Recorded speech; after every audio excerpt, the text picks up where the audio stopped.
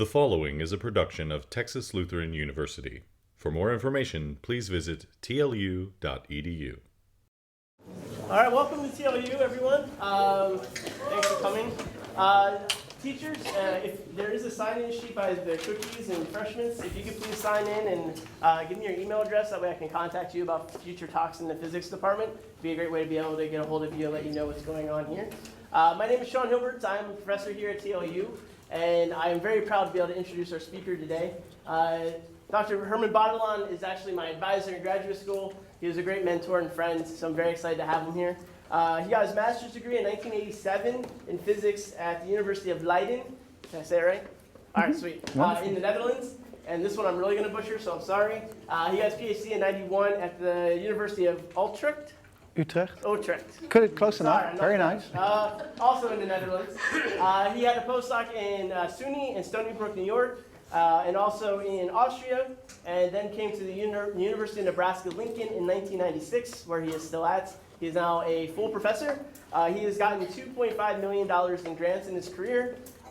He's been a recognized teacher at UNL. He's been an American Physical Society Fellow in 2009 for his work with the capacitive direct effect and Aronoff foam effect. And he is also has a part of a movie on the double slit experiment with electrons that's run by the Perimeter Institute. Teachers, you can download this for free. That has a lot of great educational information there for your classes.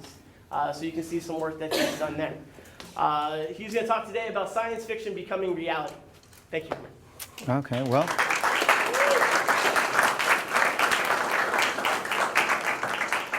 I doubt I can live up to that very nice introduction. So thank you, Sean, for inviting me here, and thank you all for coming. This started something like this. He said that there is some public lecture, and he told me this in the summer. And then I said, I could talk about some of the research. I said, well, maybe that's not so appropriate. So I, at the spot in my enthusiasm, said, I can talk something about science fiction and science, which I have to apologize. I've never done this before, so this talk is new, and it will not be very smooth, right? But I'll try to do my best, and I'm wondering if I'm sane to actually give this talk, but that's okay. So I'll work with me here, please. All right, so let's get this thing on the road. So there are three topics I'm going to talk about. One is teleportation. One is, so every time you see in the top corner a figure that looks like this, we're still in the teleportation part. If I start saying too difficult things, then at least you see the little picture, you know where I am. Here there is faster traveling than the speed of light, right? And then you have here, this is a picture from Star Trek where I think two of them are with magnetic shoes at the bottom of their spaceship, right? Which is kind of not anti-gravity at all, but it's the only thing I thought would remind me of that particular topic. All right, so let me first ask you a question. Who in this room actually thinks that you can teleport? So please raise your hand if you think you can teleport. Who think? Well, and I presume the rest says not, right? Okay, that's interesting. It's an interesting question, right? I'm just kind of gauging the audience to see what you know about this and what you don't know about this. Okay? Good. So if you would want to teleport, right, you have two options, it seems. Because if you look at what happens, a person disappears somewhere and reappears somewhere else, right? So the options you have would be dematerialize the object, send the object, and rematerialize it. Somehow you got to break it apart and then, right, put it somewhere. The other thing you could do is scan the object, scan the object, destroy the object, send the information, and build the object. You may worry a little bit, why would you want to destroy the object if you can scan it, send it, and build the object, right? Might be painful or whatever, but it's kind of weird because if you wouldn't destroy the object, you would every time copy the person, you would get another science fiction story, right? It would be amusing, but that's what you would have to do to mimic this process, it seems. And of course, the way you would like this to happen is something like this, because, of course, here I have a picture of my lab. Oh wait! Stop! I don't have the sound here. I want the sound.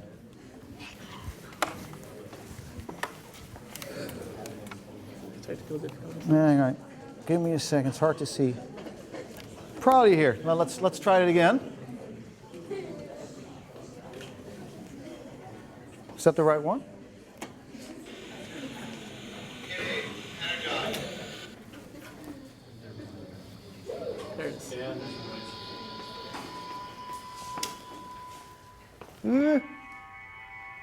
Quality is not too good. Hang on, I'm gonna play that again. This is kind of interesting that, you know what? I'm gonna go out of this thing and I'm gonna run that movie separately, because somehow in the PowerPoint it doesn't does such a good job. So here, let's try it again.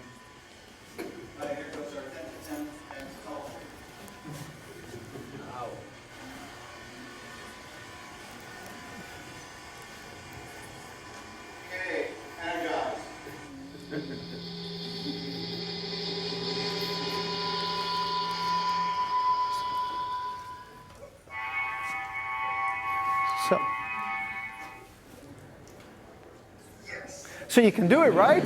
I can do it. It's not so hard. As a matter of fact, my grad students insisted on playing with what is video editing software, and I was kind of embarrassed, but they told me I should show this, so I did. And it's kind of fun, but that's the idea, right? That's what we would like to have happen. And if you, of course, got to do it and you got to work with option 1, then you have a little bit of a problem, because consider just the sending the object part. If you consider that, what do you need? Well, say your body weighs about 100 kilograms or 200 pounds or something like me. And then let's teleport in 1 second from orbit. Say you take a particular orbit, doesn't need to be near orbit, but say 600 miles up. Then you could figure out how fast, what the minimum velocity is you need to get to that point, right? And thus you could figure out the energy, the kinetic energy that you need. And this is what you get. If you work that out, you get about 20 kiloton of TNT, which is the same as the Trinity test, right? That was the first nuclear explosion in the United States. What is it, July 45 or something like that? That's a lot of energy. So imagine that you have kind of a barrel that you're sitting in, and this thing goes off and you're shot towards something. That's how much energy you need to do that. That's not going to be good. And the minimum acceleration you need is about, this thing, got to get used to this. The minimum acceleration is about 10 to the 5th g, which of course means that the forces on you would be enormous and you would be immediately pancaked. So there is no way that we know of course, overcome that particular problem. So that type of teleportation is not going to succeed. Of course, you could take option 2, scan the object, destroy the object, send information, and build the object. And let me forgo the idea of how do you destroy the object or rebuild it. Let me just think about the part where you, where you send the information. Consider that. Well, so if you have a body weight of, again, about 200 pounds, and then you think about how many protons and neutrons and electrons in there, so that's a 1 with 29 zeros about, right? And then you think about that, how accurately would you want to know where your atom is? Well, say an atom is about the size of an angstrom, 10 to the minus 10 meters. You have to place that within about, 1 meter. So that tells you the relative accuracy, how well you need to know where that particular thing is. And so that gives you, I keep on pushing the wrong button, come on. It's annoying. So close together. That's about 1 billion terabytes of data. So in other words, if you have your A drive 3 terabyte disk nowadays, right? That has about 5 millimeter thickness in a nice laptop. So those are fairly thin. And thus, if you stack them all together, you could circle the sun at the Earth radius about 1,000 times. That is a lot of data you need for one person. So you would have enormous difficulty. And you could even say, suppose even if you could do that, do you really, if you would teleport, am I just the sum of my parts? Right? You might worry about things such as your soul or whatever. Right? It's a frightening prospect in many, many ways. And if you want to know more about, there's this wonderful book out that came out maybe 10, 15 years ago by Krauss, The Physics of Star Trek, that had all kinds of estimations on the Star Trek phenomenon, where you can figure out, well, is this possible or not possible? And it's really neat. So, but it seems that the two ways we can think of really prohibit us from teleporting something as large as you or I, right? So most of you, when you did not raise your hand, if you were thinking something like this, yes, you're right. Now, of course, on the other hand, if you look here, this is a report from November 2012 from MIT, Technology Review, and they collect things that are hot in the news, and you look at that, and you see, hey, here's a first teleportation from one macroscopic object to another. So what is that about? Well, what that is about, if you would read it, then it turns out, there is at the University of Hefei in China, right? They did this particular thing, and what they really had was a little glass cell with floating rubidium vapor in it. You cannot even see that. And then they put light, they had light coming out of this cell that moved to another cell far away, and some of the properties of this light were teleported from one place to the other. Okay? That's what this thing claims, and that is what a particular type of teleportation is about.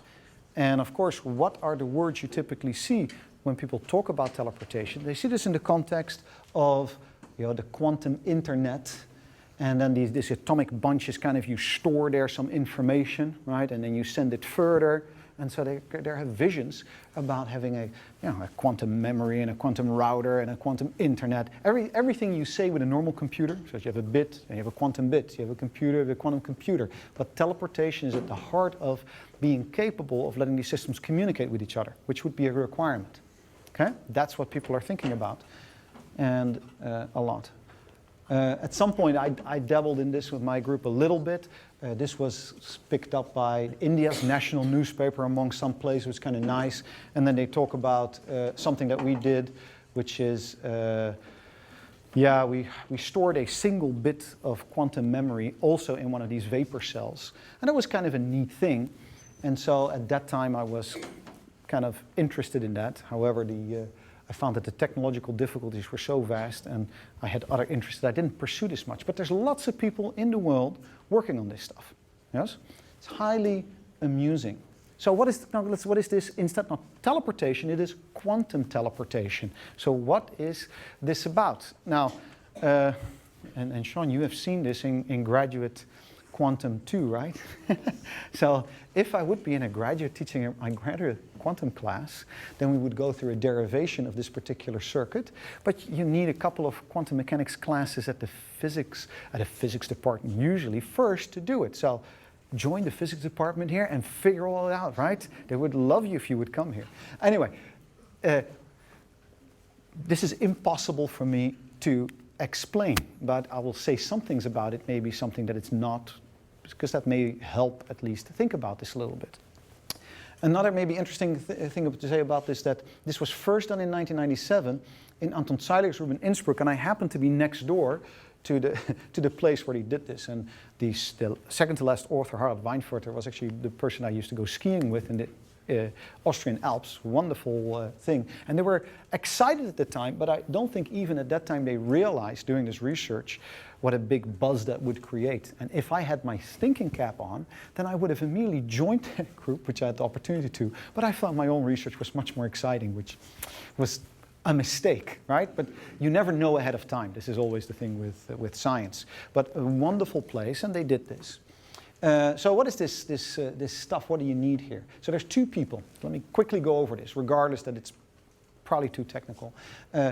There are three pieces of information, let's say three particles or three things you need, maybe three socks you need. I don't care what you think of at the moment. And then you need something special that is really a quantum mechanics thing, things that happen usually with small objects, where these two particles are entangled. And I'll say that word again and try to describe a little bit what it is. But if Alice and Bob share one of these, or they make together that entangled pair, then one takes one of that pair and one takes the other one. Then there is a correlation between it that goes beyond any correlation that we usually think of. And that capability allows them to later on, when Alice does something, and she measures something about this property, that by the measurement she changes this other particular thing actively, so that that information can be, in that sense, even instantaneously, kind of move to another location. And I have to be very careful with the words I use, because you can't really move information instantaneously, but it's kind of. I'm struggling to find here the right words for that particular, what it really is. So you need entanglement. And in the end, the thing that is going to be teleported, which is this particular state, then shows up. So first Alice has this, and afterwards, when this is destroyed by a measurement, Bob recreates that state. And they actually don't even have to know what that state is. They never have to look at that particular thing. It's highly strange and foreign. It really feels a little bit different than the teleportation you see in Star Trek. All right, so Entanglement, I will tell you what it's not. It's not a strong classical correlation. What is a classical correlation? That is something like this. I go to a light switch, I turn it on, lights go on, turn it off, lights go off. That's a perfect correlation, right? If you had, there was a paper a long time ago that talked about this a little bit, and that was Bertelsmann, and so they talked about Bertelsmann socks. And there you had this thing that this person puts on. It's a funny habit of putting two different color socks on. So as soon as this person walks behind a wall, emerges from behind a wall, then this sock, if you see it's pink, you know the other one is not pink, right? So immediately you know that might look like entanglement, but it's not. It's a classical correlation. Quantum entanglement is a stronger correlation than that. It's really weird. And that's that resource that everybody is using in quantum information, quantum computation, and all that stuff. Okay? It's about the best I can do there, which is pretty lousy, I know that. But so what is it good for? Maybe we can answer that. Well, here's another piece of news, which is interesting. May 2012. This is a place, maybe you can see there's a kind of a laser beam in it, where they teleported properties of light between two islands in some island group in front of North Africa over a distance that is almost about 90 miles. Now that's kind of considered to be another major breakthrough, because this idea of having this quantum internet materializing, it would be very nice if you could teleport between the ground and satellites, right? And so as soon as you make a line of sight teleportation over a distance of about 90 miles, you reach about where the lowest satellites orbit, and thus you could do it. And so there's really this vision out there that people want to realize this. And it's happening right now as we speak. Okay? Very interesting. And is it really going to happen ultimately? Nobody knows at the moment. All right, good. That is interesting. Now you may have noticed that this was done by Canada, Germany, Austria. The previous one was done in China. So you might have the feeling that, are there still Americans doing anything, right? Well, here's something that Americans do. Let me switch to faster than light. Yeah, Stanford researchers managed to get a good look at 10 elves. So that's what they look at elves, right? And it seems to me very strange that we look at, no, this is really serious stuff. It's really incredibly neat. So let me tell you about elves. Who's ever heard about the elves? Have you already looked at this up at some point? Anybody? No? Elves, it's not the elves in the fairy tales, but it's a different elf. It's an atmospheric phenomenon, okay? So this is a lighting phenomenon that is in our upper atmosphere. And there were reports even by astronauts that looked down, they filmed these things, and they saw lighting circles expand by about 200 miles in less than a millisecond. If you calculate that, you find out that it expands faster than the speed of light. So when that was first observed, this was an incredible buzz. Gee, something is happening that is going faster than the speed of light. And it was observed and filmed. They say, what is going on there? Right? And of course here they say, although the elves appear to spread faster than the light, analysis of the physics behind the elves demonstrates that no particles actually move that fast. So Einsteinian relativity is not violated. So let's see what this is about, because actually we can understand this. So can you go faster than light? Can you go faster than light? Even if I have said that. Probably not, right? Most of you would probably not raise your hand on that one. So, oh gee, have I a funny movie, or is this, let's see, what movie is this? Maybe I'll go, what? Yeah, let me go off this one again. Oh gee. Again, this is one of those that my graduate students. So what we would like to do. No. I'm not. I may not be. Hang on.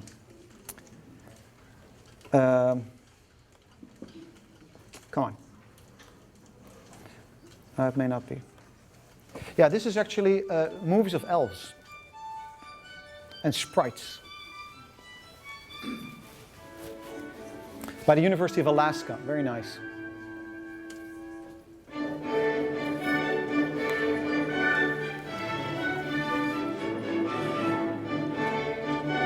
Oh, come on. Not so good. I'm sorry, I apologize for my computer cannot handle all the data, it seems. And it's funny because when I tested this, it can, and then sometimes it doesn't. So let me go off again. I do want to show you that movie. Let's see, where can I find it? Here.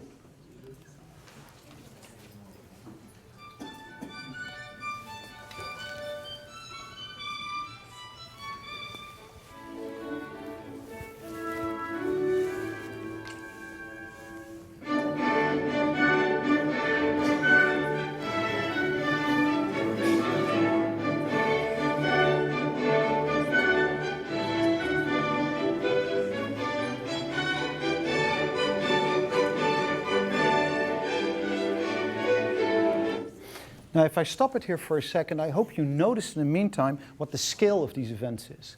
If you look here, this is from 50 kilometers altitude to 90 kilometers altitude. So these events are about 20 miles tall. So these happen above lightning storms. So if you have lightning storms, for every lightning strike that strikes down, above it is a much larger multiple lightning phenomena. There are sprites and there are jets and there are these elves. And so these occur, it's kind of interesting because it's taken with a camera that runs at 1,000 frames per second. So the sprites last just a couple of milliseconds, and that's why it's so hard to actually document them. And there were even in the 70s already pilots that reported such phenomenon. But then only it took to about the 90s for these things to be documented. So it's really neat, and they're real events. So now, let's just keep on looking, because I think the next one may be one of these elves, or sprite halos.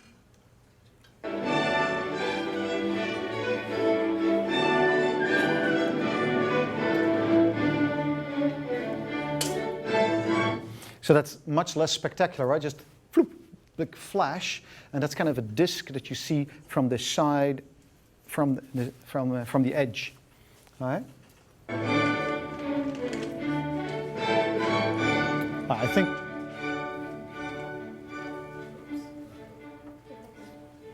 Hi. Hang on. Stop. Stop. Can we please stop? Hi. So I hope you saw that. So that's amusing. So these events really exist. Uh-oh. Please. Please. Please. Oh. This is terrible. But, hang on.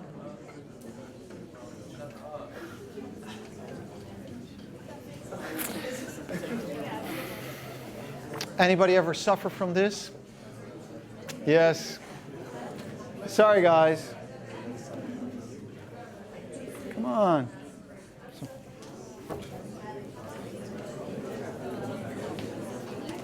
You want to use the desktop? No, it should be fine. We just tested this twice, right? Yeah, well, should and are. Two different Yeah, I know. Sorry, guys. Technical difficulties. When you power this guy. Yeah, just power it up for it. Oh, I hate that. Okay, let me just speak. I mean, Sean will try to get it going. So you have these sprite and elves, right? And thus, the interesting part is that there are some slides there, but let's just draw it on a blackboard. We'll switch to the blackboard. So imagine you have a cloud base here somewhere, and you have the ground, and you have a lightning strike. Now, descends out to the top, it's sometimes kind of a shock wave. Now you have to imagine that there is then a kind of a shock wave that circularly expands, and it can expand itself at the speed of light. So this thing goes that way at the speed of light. Yes? So now if you have a upper layer of an atmosphere, because you have all these layers, so think of the ionosphere that is maybe 100 kilometers or 60 miles up there, then as soon as this layer breaks through a plane, so if a sphere breaks to a plane, what shape do you get? Yeah, I heard it, right? Circle. You get a circle, right? If you have a sphere going through a plane, you get a circle. Now, then you see a circle. Oh, you got it? Yeah. Ah, thank you. So, hopefully we just can keep on going with this thing. All right, there we go. There comes the sphere. You see? And it breaks through that plane, and you have an expanding circle. So now you wonder how fast could that circle be expanding. And there's, by the way, on one of these pictures of these elves again. And so if you look at this, now I'm looking at the side view of that particular thing.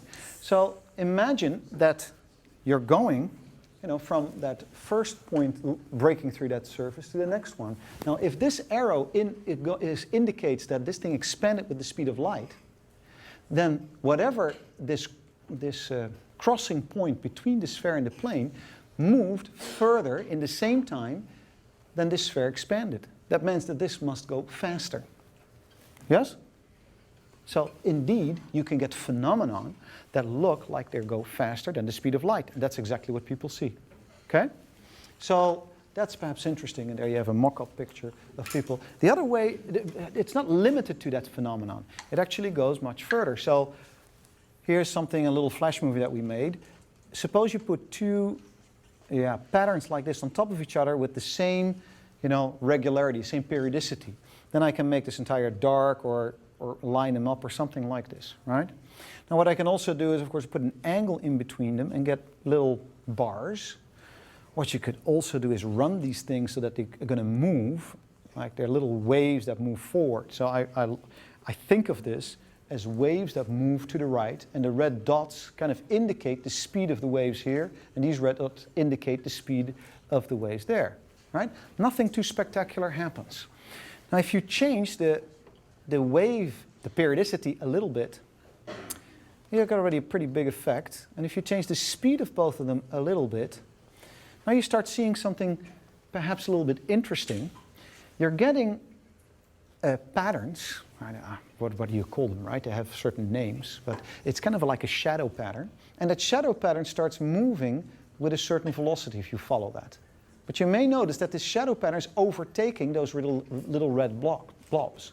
So suppose these were two colors of light, two wavelengths of light, both propagating close to the speed of light. We adjusted their velocity just a little bit, and you overlap them. What then happens, they get interference patterns or overlapping patterns that themselves can move faster than the speed of light, like this pattern kind of indicates. Just like here you have a line breaking through another line, and this propagates through it. So it's a cross point, right? Here you again see nothing else than simple cross points moving over each other. Yes? Makes sense? So, I hope so.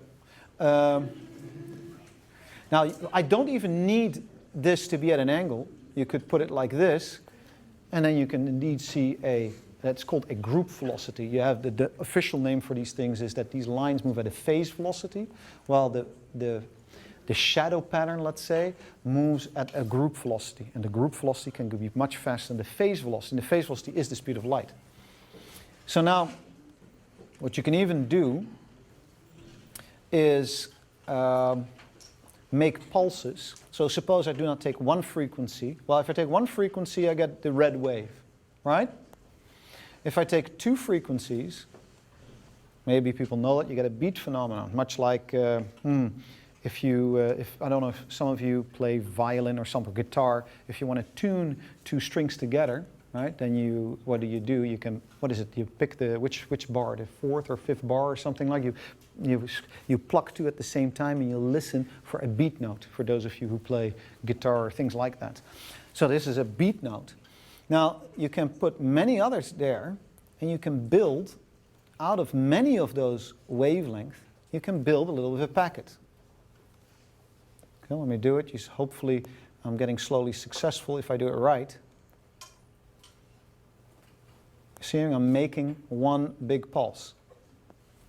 For those of you who like that, Fourier transforms is here. It's at work, right? Okay, so it's already done it. Now what we can also do is make that pulse move, because if that's a pulse of light, it can move and still have the same phenomenon we saw earlier with the two waves. So let's try to give that a shot. Yes, it still works. Every time I push the button, I say, please, please work. So we can start, and what I can do, this is just a pulse that would be unaffected. So all those waves move now at the speed of light, and now I get a pulse of light that just moves at the speed of light. Yeah, not a big deal. But if you change each one of them just a little bit, it's kind of interesting. Then the pulse starts to change a bit. And I'm changing then the velocity of each wavelength in that pulse just a tiny bit.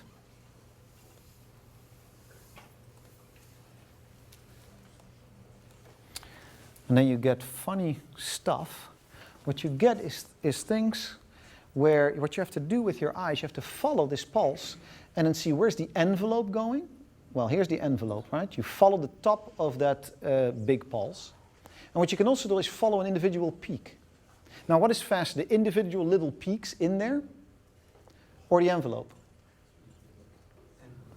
The envelope, right? The envelope overtakes the little peaks. The little peaks move at the phase velocity, the speed of light, and the blob moves with the group velocity, which is now faster than the speed of light. Yes?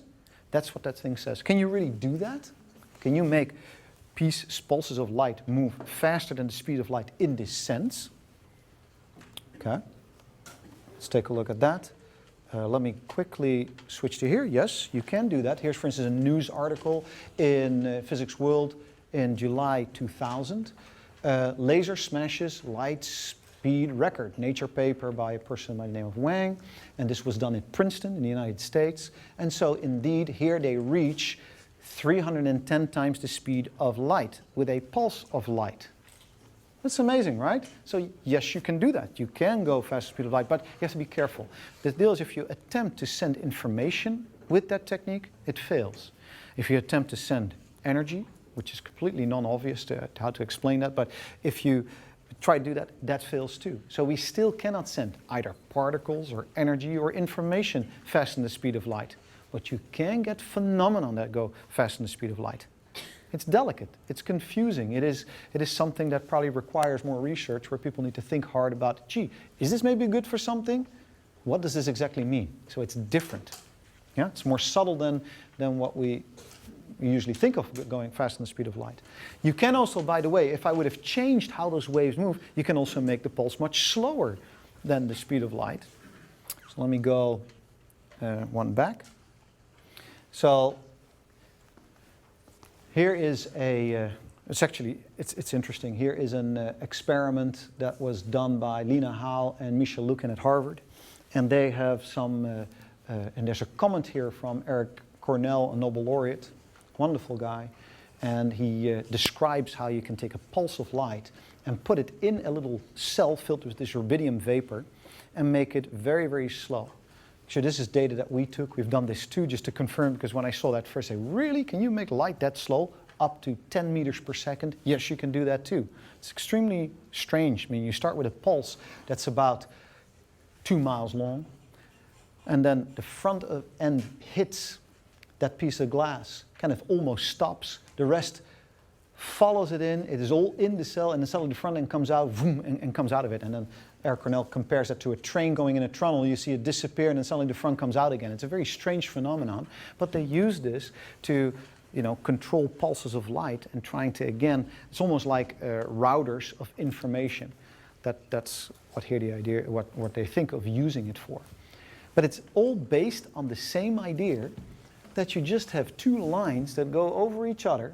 If one moves at a particular speed, say the speed of light, the cross point can move faster than the speed of light, or if you change the angle, it can go much slower than the speed of light. That's really what's going on. So it's the same understanding as you would have for these elves. So elves, slow light, fast light, is all the same physics in that sense. Okay? It's maybe interesting to realize that. And that's in the news every now and then, so that's kind of a nice thing. Okay, and here's an experiment, and this doesn't require many millions of dollars. I mean, maybe $500,000.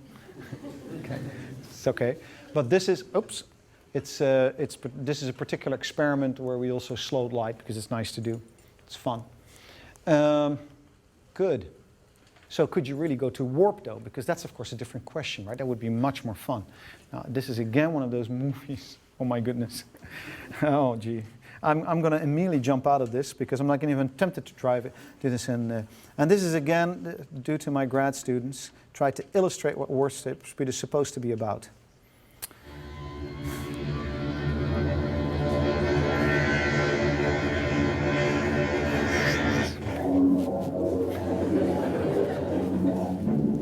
I'm slightly embarrassed.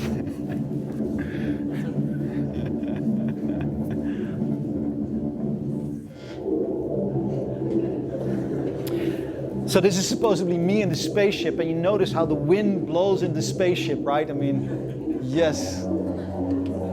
Makes no sense at all.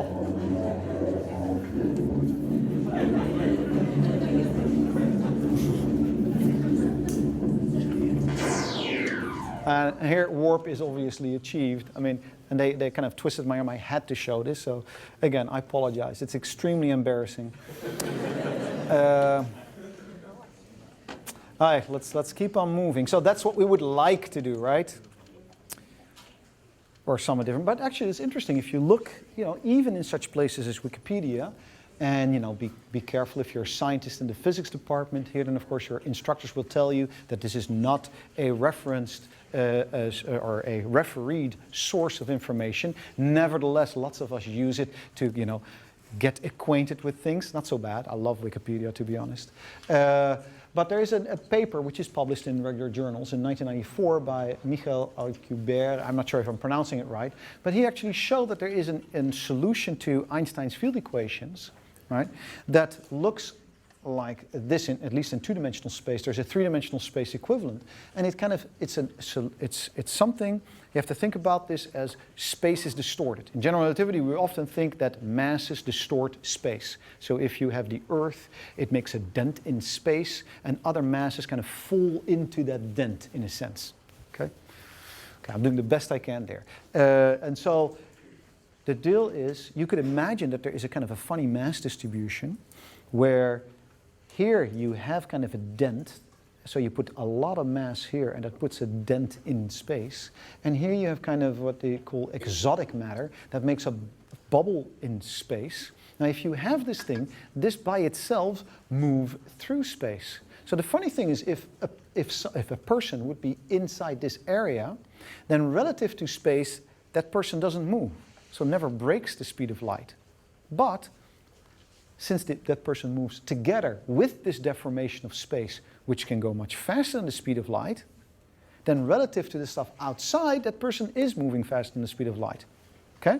This is something that the Einstein field equations actually support. That's what this gentleman showed in a theoretical paper, quite a while ago already. Yes? So this is rather amusing. Now, of course, this is extremely problematic in its own right. So, it turns out that some other people wrote papers on this, and occupants don't have control over the front of the warp bubble, so which is kind of bad, because then you cannot steer or control this thing. So people on the outside have to control it for you. Well, might be still okay. And then there's some kind of a radiation effect associated with this that is so intense that anything in the inside would be killed, which is also not particularly good. Somebody else showed that. Also theoretical paper. And then, of course, the warp bubble requires negative energy density, which means something like this. Here is something attractive gravitationally, but here is something repulsive gravitationally. So you got to, how do you do that, right? It's amazing. Well, maybe not so crazy.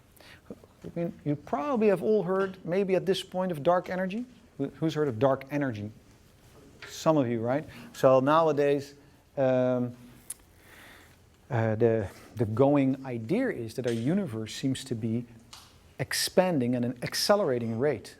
And the thing that people are looking for is this source of dark energy that's responsible for this. But that is exactly like the type of exotic matter that Alcubierre needs in his warp bubble. Okay? One candidate is this, the vacuum field. The vacuum field is whatever it is. It's something that we know in physics that has actually a negative energy density. So at least something exists of that nature. So maybe this is not completely hopeless, perhaps at the particle level demonstration, right? Not for human beings like you and me, because you need crazy, intense amounts of energy that we just cannot control in any way, shape, or form. Okay? On the other hand, it's maybe not that insane to think of things that can move faster than the speed of light, even when it's matter, because actually we're not violating, the great idea of this thing is that we're not violating Einstein's law, because actually never mass or energy moves locally faster than the speed of light. It could even be locally here at rest, while an entire thing moves through space. It's really a nice way to overcome the no-go theorems. Yeah, good. Okay, how I'm doing in time? I still have a little bit for the third topic, perhaps, right? Okay, so can you shield gravity? Who thinks you can shield gravity? Yes, some of you think you want it, right? Yeah, I want it too. Actually, I have one grad student working on this, believe it or not. I have always difficulty saying this, maybe not in a public audience, but if it's my peers, right? If it's professors that determine if I would get funding, I wouldn't talk about this. But here I can talk about this. Okay, so first something simpler. Do photons fall? Does light fall? Who thinks light falls? Please raise your hand. Who thinks light does not fall? Why does light not fall? Has no mass, right? That's what you say, things with mass fall. Well, on the other hand, you may have all seen the demonstration of a penny and a feather, right? You take a penny and a feather, you evacuate the tube with air, then you drop it, and they both fall at the same rate, right? All things fall at the same rate, independent of mass. If I then take the limit of mass goes to 0, why wouldn't it not fall? So actually, it might still fall. Things that are very, very light or maybe even massless might still fall. So even in our old-fashioned Newtonian classical mechanics, we might expect light to fall. And of course it was Einstein with his theory that calculated that level of falling was wrong by a factor of 2. That's all. And it was a big prediction, and that's actually the one that made him famous. It's not what he got the Nobel Prize for, but it's certainly something that made him famous. And yes, photons are deflected by the sun, and that's of course predicted by Einstein. So if you would look, this is almost a century ago, if you would look from the Earth towards an object that's far out in space which sends out light, and you look just by the sun, you'll find that the object appears to shift. What really has happened is the light is deflected by the sun. And indeed, the prediction of general relativity is exactly right there. Okay? So that's neat. So photons fall. Okay? So there's other photons. You do not just have the photons you can see. In physics, we talk about other photons too. You all know maybe that charges, like charges, repel, right? And opposite charges attract, right? At least for that's hopefully with electric charges. So if you know that, then you say, gee, how come there is a force between charges? What we say in physics is that these forces are mediated by virtual photons. So there's a kind of, there's real and virtual photons. Whatever that is, doesn't matter, they're photons. So imagine now that you have here a charge and photons run away from this. And then of course, then what you could have is you could put another charge there, and it feels a force that is repulsive along the direction of that line. Yes? If this would be a negative charge, then you feel an attractive force, no surprise there. Okay? But what happens if you would put this in a gravitational field? Now this is my bad simulation of bringing in a massive object, then these photons would fall too. Right? And if they fall, what happens to the forces? Well, here's a force that has an upward component. But keep in mind, what force does this one feel? Attractive or repulsive? Attractive, right? So this one has an arrow this way, which also has a component upwards. So funny enough, if I have a positive and a negative charge, and I put them together, and you put them in a gravitational field, there's an upward component on both of them. So isn't that amusing? Most people don't think about this. But the funny part is, you can think of it another way, which is more well known, which is this. If you have two charges and they repel and you push them together, they're let's say the same charges, it takes energy. You dump energy into the system. And I bet you everybody knows one physics equation here. What is the most famous physics equation? E is mc squared, right? So if you dump energy into a system, what happens? It gets heavier because there is mass equivalent. Now, in this system, they're not repulsive. These things are attractive. So by the way, if you let them go, it kind of, if you have a positive and negative charge, they attract each other, and this takes energy out of the system because they can do work on something else. If it takes energy out of the system, it should get lighter by E is mc squared. So you have already two arguments that tells you that this system should get lighter in a gravitational field. And you could compute what the deflection of light does and the mass does. And it's amusing. Indeed, well, I just put the equations there. I won't explain them to you, but here is the, in a simple way, the energy argument, and here's the force argument, and I give you exactly the same answer, which is an indication that it's supposed to work. This was, by the way, already known in about 1970-something by Tim Boyer at the City College of New York, a wonderful gentleman. Gave a talk there at some point. It was wonderful to meet with him. And he publishes in the American Journal of Physics. It mostly goes unnoticed, that paper, because at the end they say, well, there's no way that you could see this force because it's such a small effect. But nevertheless, it's a gravitationally induced force that opposes gravitation. Now, at some point I thought, well, what about this? It's kind of an easy idea. You take your charge and you put you put lots of charges around it. You just make the effect bigger. Now, if you just think of the energy argument, you wouldn't know where to put those forces. But if you take the force argument, you know it's symmetric between the positive and the negative ones. And thus there should be a significant gravitationally induced force on this. If this would have been an electron, so negative charge there, then you would have to put this at about 1 million volts, because the rest mass energy of an electron is 500,000 volts, to get here a gravitationally induced force that opposes the gravitational force and exactly can balance. That's a prediction that we can easily make from this. And so that's kind of a fun thing. And of course you shouldn't take this, it's not this, right? Here is something that is an interesting movie that hopefully you've seen at some point. It's Levitation of a Frog. This is real levitation. I mean, this is not anti-gravity. This is done at Nijmegen University in the Netherlands, where people, the frog is okay. I hear some people, that the frog does something like this means that they're typically happy, so I'm told. If they go, oh, like this, then they're not so happy. If they're like this, they're not so happy either. So this,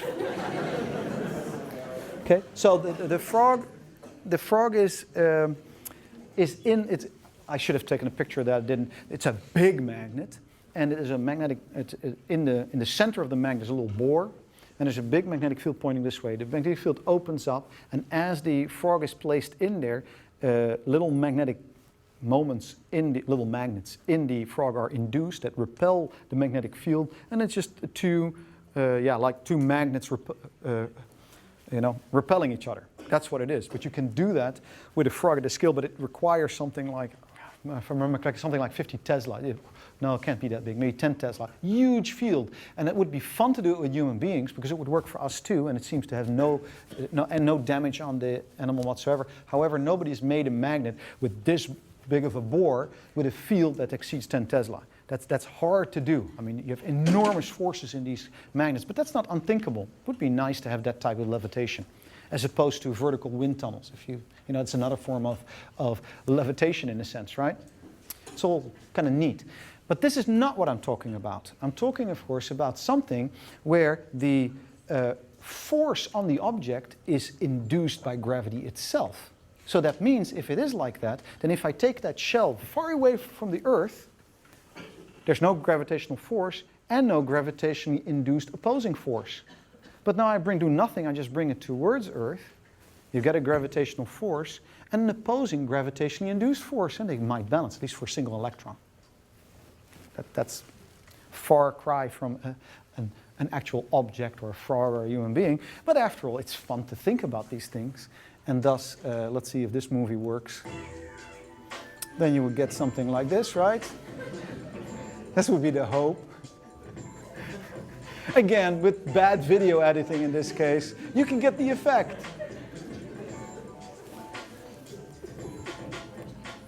All right, never mind. I can't show that too much. So anyway, so I have to thank two of my grad students, Maria Becker and Eric Jones, for doing the video editing on those movies, and I promised I would show them to them. Interesting, at some point we had an RU student, Jessica White, that is actually from here, also come work in the group in 2010, and they're the other people that work in my group. Thank you for your attention.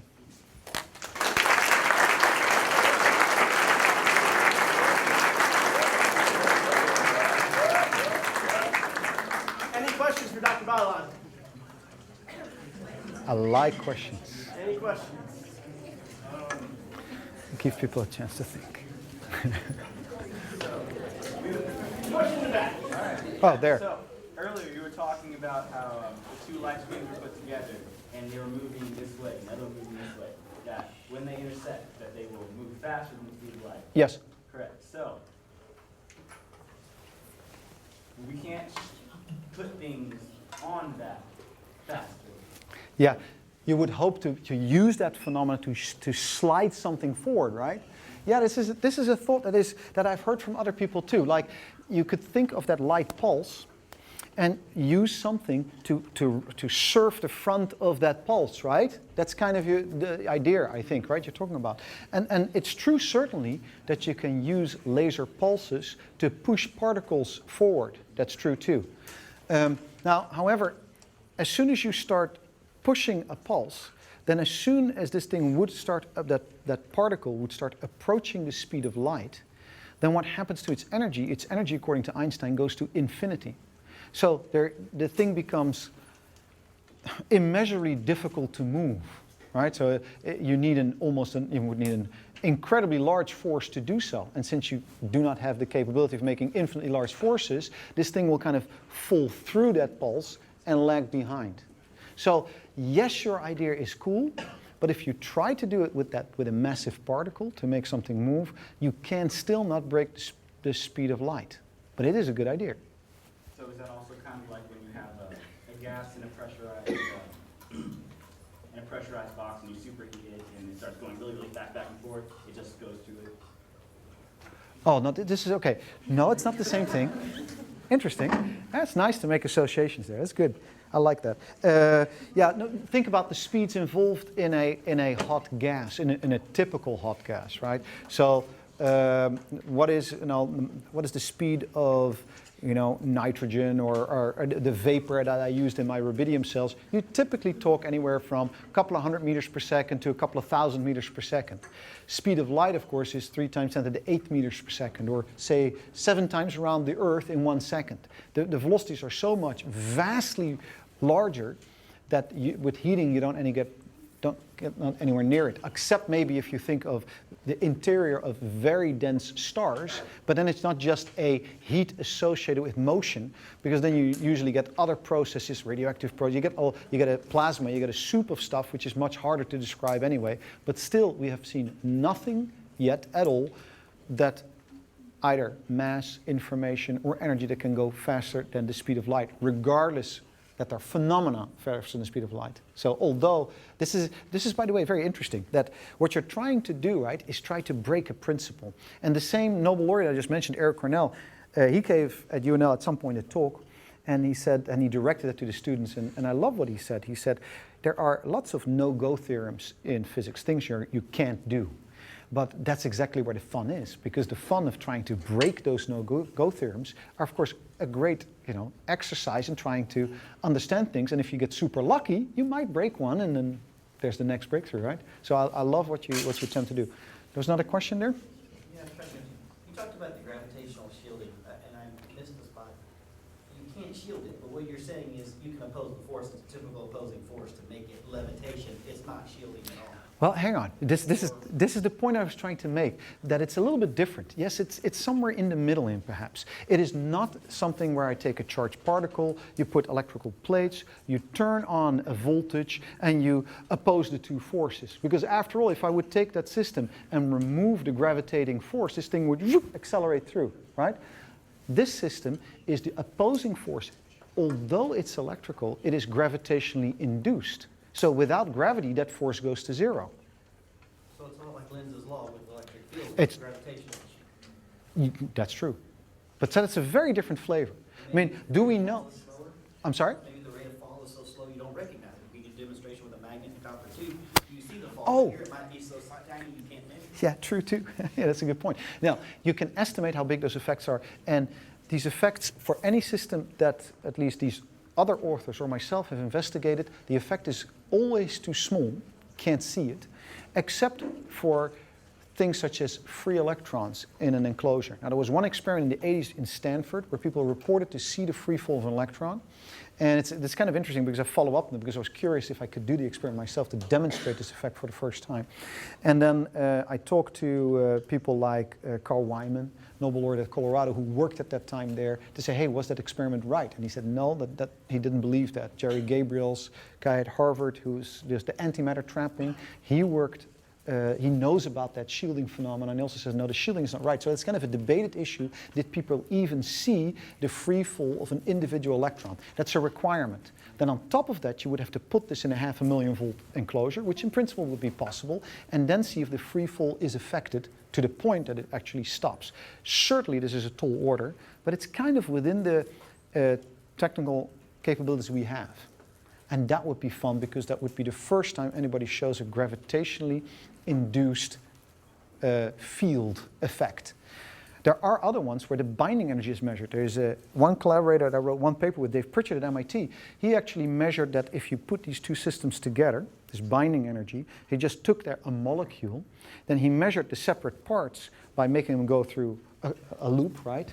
And then you kind of feel the we don't like to say the centrifugal force, centripetal accelerator, whatever, I don't care. So feel that, and you did that with the separate parts, and then with the thing together, and measured the binding energy as an inertial mass. So the inertial mass effect has been seen, but the gravitational mass part has not been seen. But it's really an interesting question, but it's a different category. It's not direct gravitational shielding, but kind of an indirect fashion. Fair enough? Yeah, so it's a good comment that you made, yeah. Other questions? Any other questions? No? Oh, you were ready together to applaud. Sorry. Last chance. All right, thank you very much. Sure. Good. Students at TLU engage in high-impact educational experiences that include civic engagement, aesthetic expression, critical thinking, and a focus on intercultural knowledge in a community that welcomes the interplay of faith and reason.